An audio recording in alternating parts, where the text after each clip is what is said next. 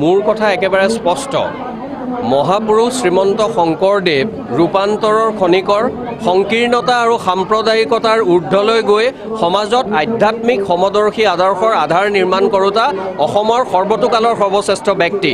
এইগৰাকী ব্যক্তিক যদি কোনোবাই হেয় প্ৰতিপন্ন বা অৱজ্ঞা কৰে তেওঁৰ অৱস্থাটো আচলতে অসমৰ সচেতন মানুহে ইতিমধ্যে তেওঁক যলৈ পৰ্যবেক্ষিত কৰিছে তেওঁ তাতে থাকিব প্ৰথম আৰু এটা কথা কওঁ যে মহাপুৰুষ শ্ৰীমন্ত শংকৰদেৱ সকলোৰে বাবে ধৰ্মীয় গুৰু নহ'ব পাৰে কোনোবা ইছলাম ধৰ্মাৱলম্বী কোনোবা খ্ৰীষ্টান ধৰ্মাৱলম্বী কোনোবা শাক্ত কোনোবা নাস্তিক কিন্তু অসমীয়া জনজীৱনত অসমৰ সাহিত্য সংস্কৃতি ভাষা সাহিত্য সকলোৰে ক্ষেত্ৰত এজনেই যদি অপ্ৰতিদ্বন্দ্বী মহাসম্ৰাট আছে সেইজনে মহাপুৰুষ শ্ৰীমন্ত শংকৰদেৱ গতিকে মহাপুৰুষ শ্ৰীমন্ত শংকৰদেৱৰ বিষয়ে কোনোবাই এনেকুৱা মনে সজা ভিত্তিহীন আৰু কেৱল সংবাদ মাধ্যমৰ তেওঁ নিউজ হ'বলৈ বাতৰি হ'বলৈ যোনে এইখিনি কথা কয় এই কথাটো মই তেওঁক প্ৰতিবাদ কৰিছোঁ আৰু এই কথাটোৰ বাবে মই ভাবোঁ অকল আমিয়েই নহয় অসমৰ যিমানবোৰ অৰাজনৈতিক সংগঠন বুলি কয় সদৌ অসম ছাত্ৰ সন্থা জাতীয়তাবাদী যুৱ ছাত্ৰ পৰিষদ কৃষক মুক্তি যাক লৈ অসমৰ মানুহে এতিয়াও কিবা এটা আশা কৰে তেওঁলোকেও ইয়াৰ বিৰোধিতা কৰা উচিত আৰু সাংস্কৃতিক মহাকাণ্ডাৰীজনক অপবাদ সানিব খোজা